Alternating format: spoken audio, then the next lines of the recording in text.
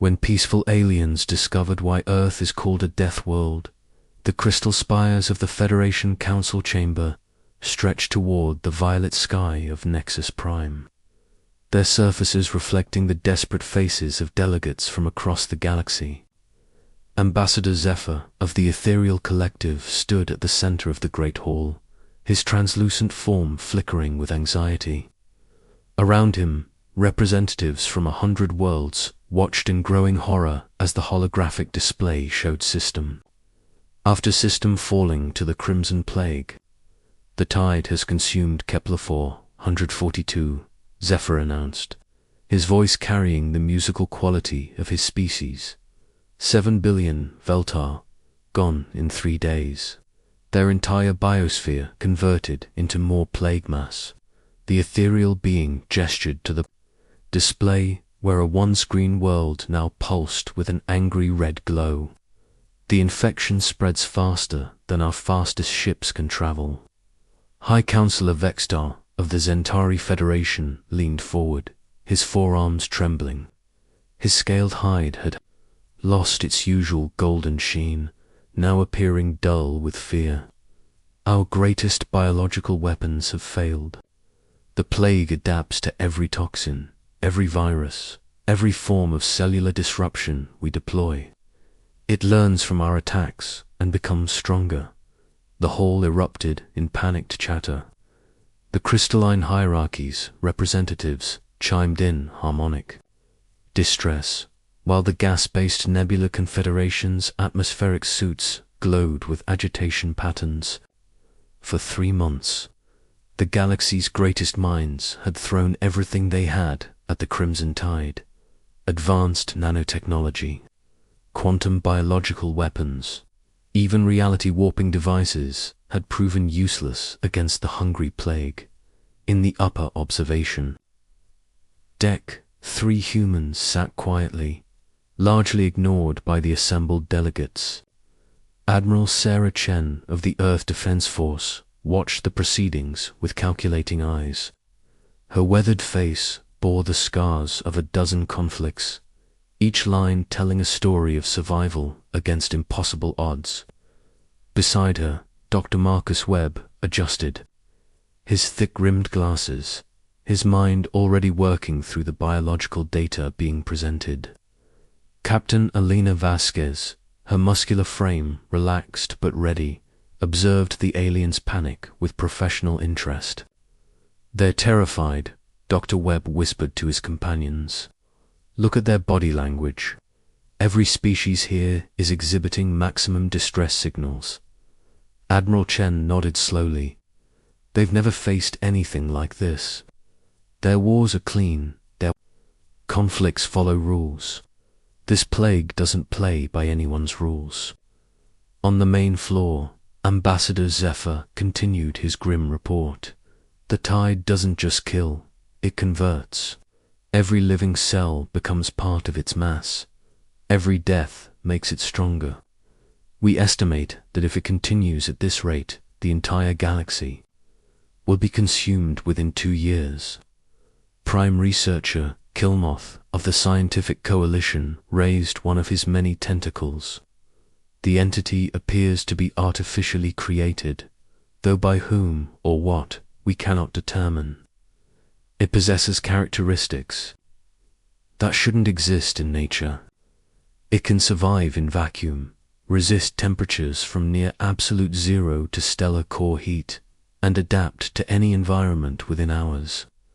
High Counselor Vextar stood, his massive frame casting shadows across the chamber. "We have lost 12 worlds, 400 billion lives, and our greatest military fleets. The Crimson Tide is not just a plague, it's an extinction event." His eyes swept across the assembled delegates.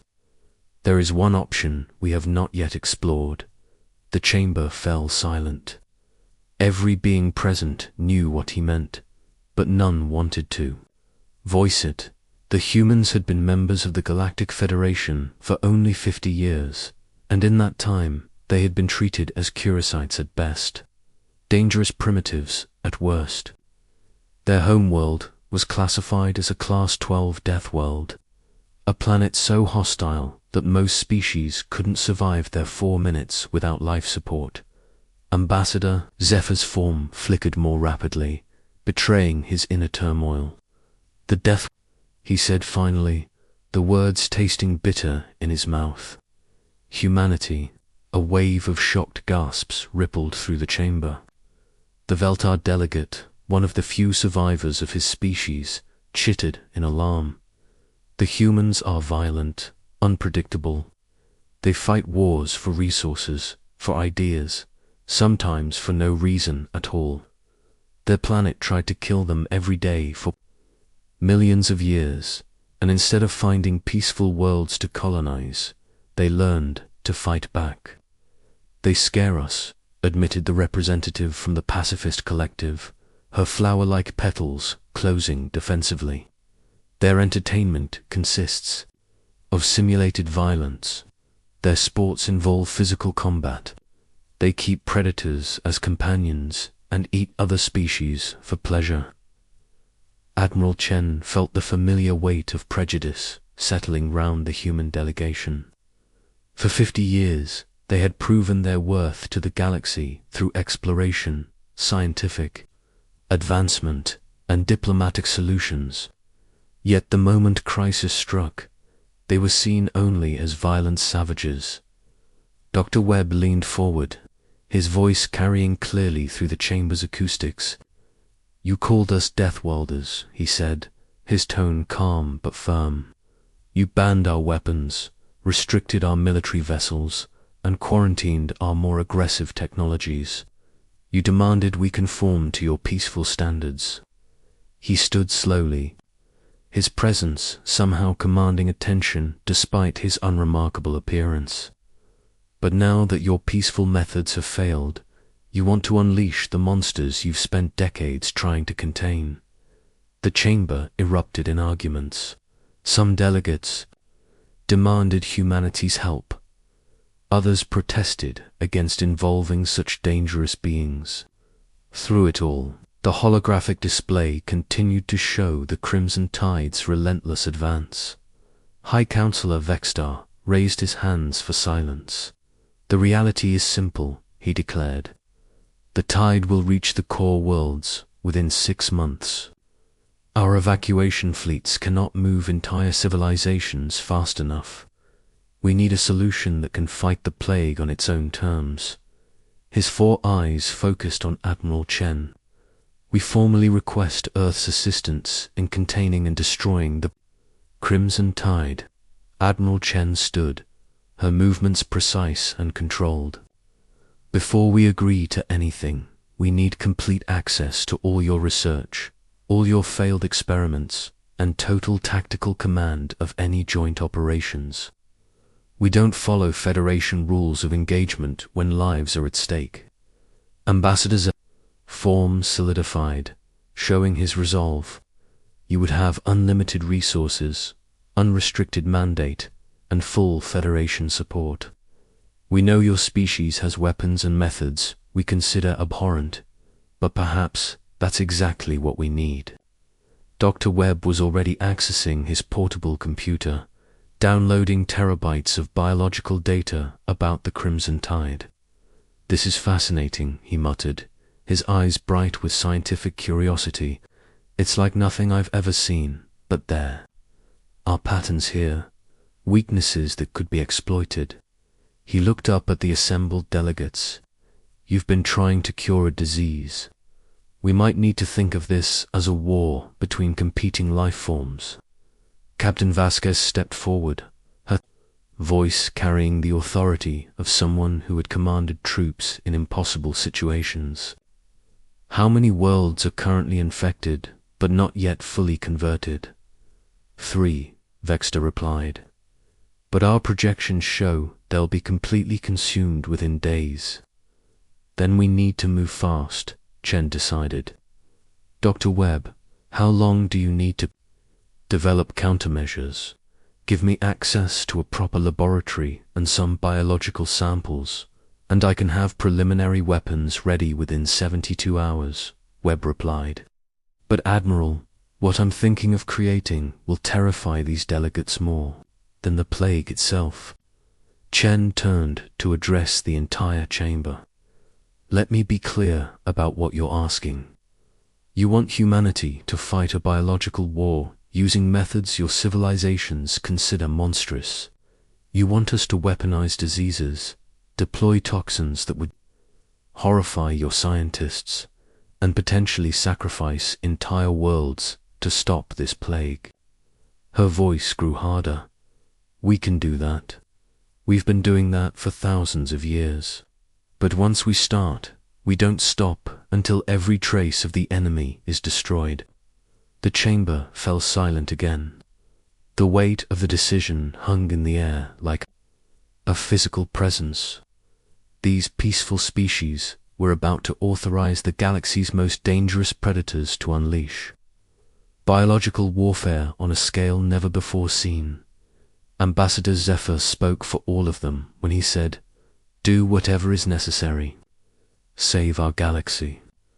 General Thompson's voice crackled through Chun's communicator from Earth. "Admiral, the President has authorized full deployment. Every resource Earth possesses is at your disposal." Chen nodded grimly. "Understood, General. We're coming home. To gear up, and General, tell the Bioweapons Division they're about to earn their pay." As the human delegation prepared to leave, Dr. Webb was still analyzing the tide's biological markers. "Admiral," he said quietly, "this plague is sophisticated, but it made one crucial mistake. It's never encountered Earth's biosphere. It doesn't know about our viruses, our bacteria, our fungi. It's about to learn why nothing survives for long on a death world without permission." Captain Vasquez checked her sidearm, a habit that made nearby aliens nervous. "How bad is this going to get, Doc?" Webb looked up from his data, his expression grim but determined. "Alina, we're about to wage war using weaponized smallpox, genetically modified Ebola, and fungi that can dissolve metal. We're going to deploy biological weapons that our own military keeps locked in triple containment." He paused, meeting her eyes. "It's going to be exactly as horrific as they expect." Admiral Chen addressed the chamber one final time. "You've all heard the stories about humanity's wars, about how we fight. You think you understand what we're capable of." She paused at the chamber's exit. "You have no idea. The Crimson Tide has been consuming your worlds for months. It's about to discover why Earth is called a death world, and why humans are the only species crazy enough to live there." The great doors sealed behind the human delegation, leaving the chamber in stunned silence. Outside, the transport ship, Defiant, waited to carry them back to Earth, where humanity's most terrible weapons were about to be unleashed in defense of the galaxy. As their ship entered hyperspace, Dr. Webb was already designing horrors that would make the plague itself recoil in terror. The peaceful galaxy had asked for Earth's help, and they were about to receive the full measure of human ingenuity applied to the art of biological warfare. Asterisk. What happens when Deathworlders go to war against a living planet 3 days after departing? The Federation Council. The Earth Defense Force fleet emerged from hyperspace at the edge of the Kepler 442 system.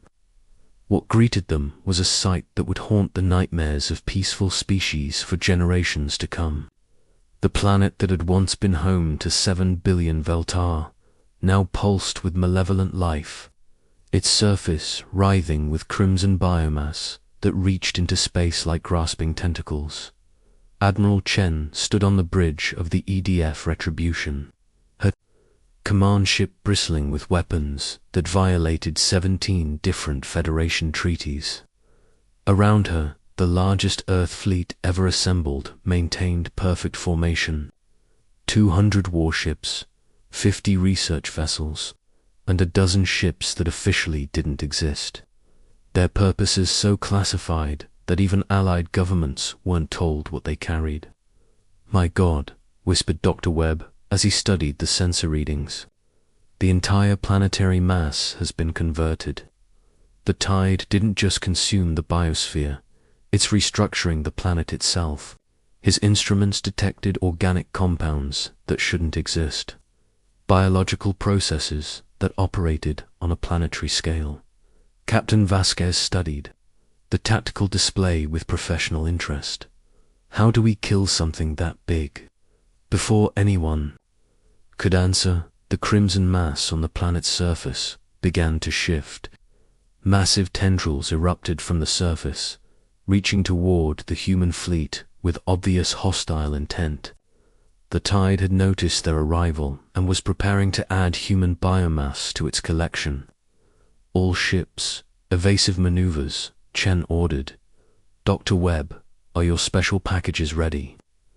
Webb nodded grimly, his face pale but determined. "Admiral, what I've created in the last 72 hours violates every biological warfare treaty in human history. We're about to deploy organisms that could theoretically consume entire star systems if they ever got loose." "Theoretically," Chen repeated. "Theoretically," Webb confirmed. "I've built-in fail-safes, kill switches, and limited lifespans." "But Admiral, these aren't weapons, they're biological nightmares. We're about to commit acts that would make our own ancestors call us monsters." The first tendril reached the outer edge of the fleet, attempting to latch on to the destroyer Vengeance. Captain Rodriguez didn't hesitate. "All batteries, fire," she commanded, and her ship unleashed a barrage that would have reduced a moon to rubble. The tendril absorbed the energy and kept coming. "Energy weapons are useless," Rodriguez reported. "The damn thing just eats the power and grows stronger." Dr. Webb's fingers flew over his console. "Launching package Alpha," he announced. "All ships maintain minimum safe distance of 50,000 kilometers." A single torpedo launched from the research vessel Darwin. It looked unremarkable, just another piece of human military hardware. But inside its warhead was something that had never existed in nature. Something that Webb had created by combining Earth's most aggressive bacteria with genes from the deadliest viruses in human history. The torpedo struck the tendril and exploded, releasing its contents into the tide's biomass. For a moment, nothing happened. Then the tendril began to change. Instead of the angry red of the crimson tide, patches of sickly green appeared, spreading rapidly along the organic structure. "What did you put in that thing?" Chen demanded. "Modified strain of necrotizing fasciitis combined with elements of the 1918 flu virus and a few genetic surprises from some of the nastier organisms we found in deep ocean thermal vents." Webb replied, his voice clinical, but his hands shaking. "Slightly. It's designed to consume infected tissue faster than the tide can regenerate." The tendril writhed in what could only be described as agony before dissolving entirely. But the planet's surface began to pulse more rapidly, and new tendrils emerged. These ones darker and more aggressive than before. "It's adapting," Webb observed. "Faster than I expected. The tide is analyzing my weapon and developing countermeasures." Captain Vasquez grinned fiercely. "Then we don't give it time to adapt. How many more packages do you have?" 17 different strains, each one designed to exploit different biological weaknesses," Webb replied. "But once I deploy them all, there's no going back. What I'm about to unleash will turn this planet into a biological battlefield that will rage for decades." Admiral Chen made the decision that would define her legacy. Deploy everything. All packages, all weapons, every nightmare you've created. The next hour became a symphony of biological warfare that the galaxy had never witnessed. Webb's creations were released in carefully timed waves, each one targeting different aspects of the tide's structure. Modified anthrax that could survive. In space, engineered Ebola that reproduced faster than cellular repair mechanisms could function, and synthetic fungi that dissolved organic compounds at the molecular level. But the tide was not defenseless. It began launching spores into space, attempting to infect the human ships. This was when the aliens, watching from the outer system, learned something terrifying about Deathworld biology. "Sir," reported the sensor operator on the Retribution, "we're being bombarded with biological agents. The alien observers are panicking and requesting permission to retreat to minimum safe distance." Chen smiled coldly. "Tell them they can leave if they want, but they'll miss the show. All crew, implement Protocol 7. Across the human fleet, soldiers and scientists did something that made the watching aliens question their sanity. They deliberately exposed themselves to samples of the tide's spores, allowing the plague to infect small portions of their bodies while carefully monitoring the progression. Dr. Lisa Park, the fleet's chief biochemist, injected herself with a controlled dose of tide biomass and calmly documented the infection's progress. The organism attempts to rewrite cellular structure at the mitochondrial level, she reported, even as angry red lines spread up her arm, but has never encountered human immune responses. What happened next would be studied by Zen. For centuries, the human immune system evolved through millions of years of warfare against Earth's deadliest pathogens. Didn't just fight the tide infection, it incorporated useful elements while destroying the rest. Within hours, the human volunteers had developed natural antibodies that could neutralize the plague. Sergeant Mike Rodriguez, who had volunteered to be infected with the highest concentration of tide biomass, stood in the medical bay as Dr. Park drew blood samples. His arm bore the scars of the infection, but he was not only alive, he was healthy. "How do you feel, Sergeant?" Park asked. "Like I just fought off the flu," Rodriguez replied. "Maybe a bit stronger, actually. This thing tried to rewrite my DNA, but my body just took what it wanted and threw out the rest." Dr. Webb stared at the blood analysis in amazement. "This is impossible. The tide should have converted you completely. Instead, your immune system treated it like a particularly aggressive virus and developed permanent immunity." Admiral Chen studied the tactical display. The planet below was now a writhing mass of competing biological systems.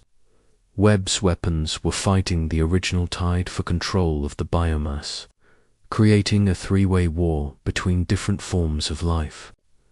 The surface had become a constantly shifting battlefield of organic compounds, each trying to consume the others.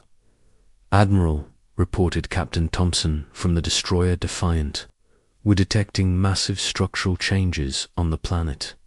The tide is pulling back, consolidating its remaining mass." Dr. Webb's instruments went wild with readings. "It's trying to escape. The tide is attempting to launch itself into space as spores before my weapons finish consuming it." "Not happening," Chen declared. "All ships, prepare orbital bombardment. We're going to sterilize that planet down to the bedrock." But before the human fleet could fire, something unexpected happened. The various biological weapons Webb had created began to turn on each other. Having consumed much of the tide, they now competed for the remaining organic material on the planet's surface. "Dr. Webb," Chen said quietly, "are your weapons going to consume each other, or are they going to escape containment?" Webb watched his instruments with fascination and horror. "They're following their programming. Each strain has a limited lifespan and specific fail-safes. They'll consume all available biomass and then die off within 72 hours. He paused, theoretically. There's that word again. Admiral, we've just created the most successful biological warfare campaign in galactic history. The tide that consumed 12 worlds and threatened the entire galaxy has been reduced to competing organic compounds that will burn themselves out within days. Captain Vasquez monitored the marine teams that were preparing to land on the planet's surface for sample collection. Are you sure it's safe to go down there? Dr. Webb looked at the readings from Sergeant Rodriguez and the other volunteers, who had deliberately infected themselves. Actually, yes. Humans who have been exposed to the tide and survived now carry immunity to every strain we've encountered. We're the only species in the galaxy that can safely walk on that planet. The landing operation began 6 hours later. Marines in full environmental suits descended to what had once been the surface of a living world. What they found was a landscape of dying biomass, the various biological weapons consuming the last remnants of the Crimson Tide while simultaneously destroying each other. Sergeant Rodriguez, now immune to both the Tide and humanity's weapons, collected samples without protection, his modified immune system casually neutralizing anything that tried to infect him. It's like walking through a graveyard, he reported. Everything down here is dying. Dr. Park, analyzing the samples in real time, made a discovery that would change galactic biology forever. Admiral, the tide wasn't naturally evolved. It's artificial, created by someone or something with technology far beyond current galactic standards. But whoever made it didn't account for Earth's biological diversity. Meaning, Chen asked. Meaning, they created the perfect plague for every known form of life in this galaxy. But they didn't know about Deathworld organisms, our bacteria, our viruses, our immune systems. They're so aggressive and adaptable that we turned their ultimate weapon into raw material for our own biological arsenal. As the human fleet prepared to depart, Ambassador Zephyr's ship approached to inspect the results. The ethereal being materialized on the Retribution's bridge, his translucent form flickering with amazement and horror. The planet is dead, he observed, completely sterilized. Not dead, Dr. Webb corrected. Transformed. In about 72 hours, when all the competing organisms have burned themselves out, this world will be ready for terraforming. The soil will be incredibly fertile, perfect for supporting new life. Zephyr stared at the human scientist. You destroyed a galactic plague and created farmland in the process. Admiral Chen nodded. That's what Deathworlders do, Ambassador. We don't just survive, we adapt. And when something threatens innocent life, we make sure it never threatens anyone again. As the human fleet jumped back to hyperspace, carrying samples and data that would revolutionize galactic medicine. The watching alien vessels remained in system for days, studying what humanity had accomplished. The Crimson Tide, the galaxy's greatest nightmare, had been reduced to organic fertilizer by a species that fought biological warfare as casually as others fought with energy weapons. Dr. Webb's final report would become required reading at every medical and military academy in the galaxy. The humans didn't defeat the tide through superior technology or overwhelming force. They defeated it by being more adaptable, more aggressive, and more willing to take risks than any sane species should be. They are exactly as dangerous as we always feared, and exactly as valuable as we hoped they might be. The galaxy was safe, but the cost of that safety was the knowledge that humanity possessed biological weapons that could theoretically end all life in the known universe. Yet somehow, that knowledge brought comfort rather than fear. After all, if something even worse than the Crimson Tide ever emerged from the dark spaces between stars, the galaxy now knew exactly who to call. The Deathworlders had proven once again why Earth's children were both the most feared and most necessary species in the galaxy.